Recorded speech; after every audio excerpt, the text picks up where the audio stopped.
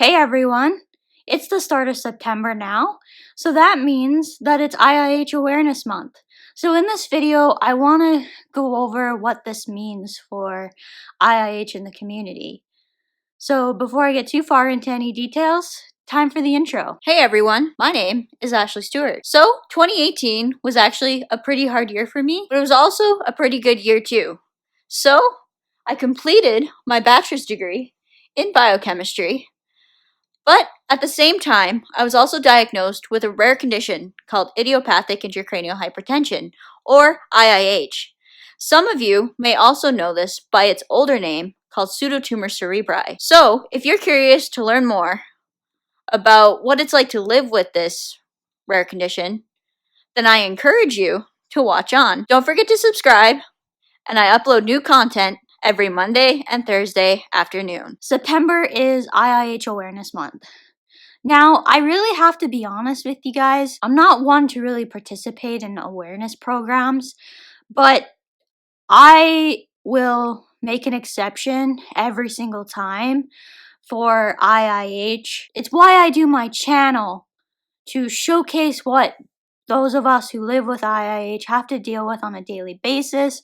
What are some things that are often misunderstood, and basically just make sure that when you do need help, that more people are aware of what it means when you have the diagnosis of IIH. This isn't a very common thing to have to deal with, and although the diagnosis of IIH is increasing, there are multiple different reasons for that, and I think some that we probably don't understand. My biggest thing to get across to people is that even though the word hypertension is in the name, this condition has nothing to do with blood pressure. My blood pressure is 100% normal, and it has been actually tested quite a few times because I often have high blood pressure when I go into the doctors because of white coat syndrome. I get very, very nervous and very uncomfortable. It's to do with the fluid pressure within the head. And because of a excess amount of fluid, it is what it is going on, basically. If I can make it as simplified as possible, that's what's going on.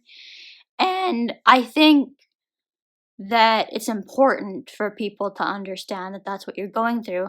And unfortunately, because it does affect the brain, we have a lot of symptoms that come a part of that.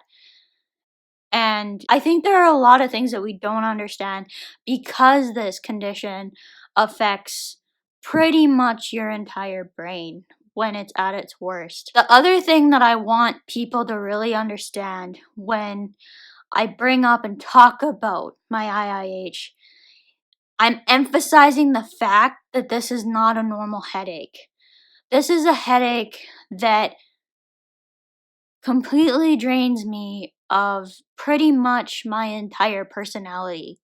So when I am feeling my worst, if you are around me and are close to me, you will probably be able to tell instantly, because I will change a little bit in the way that I'm feeling. I will change in the way that I am interacting with others.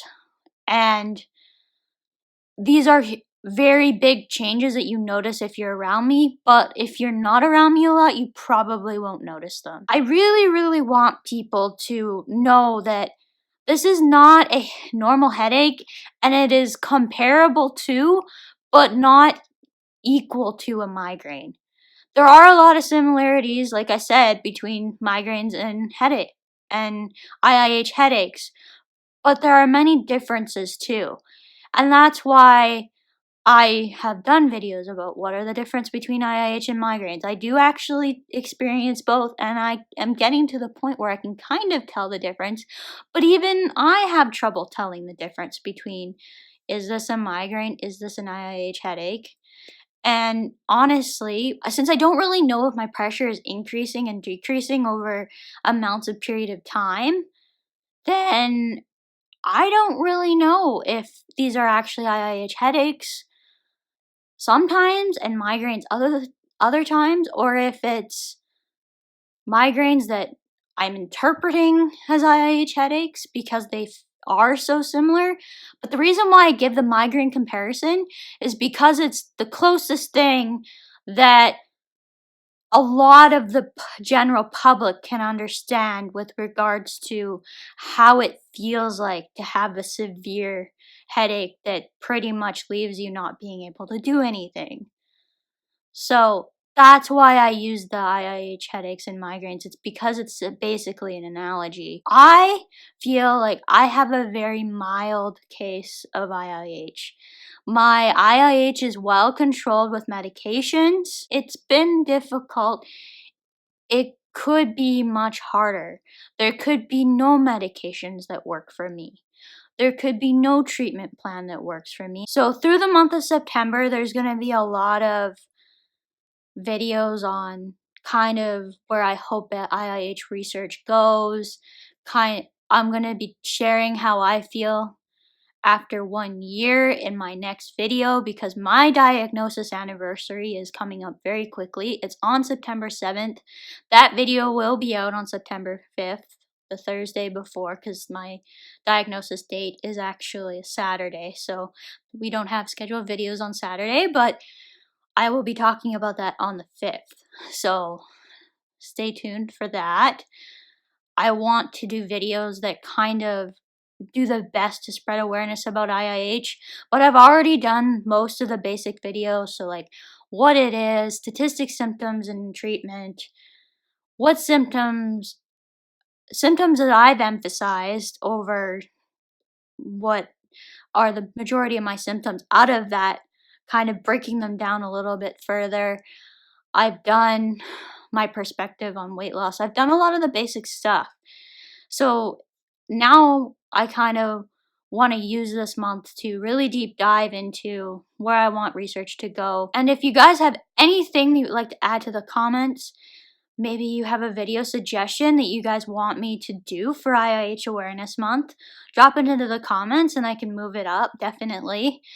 I can add it into my schedule. And as for now, that's it for today. Bye, everyone.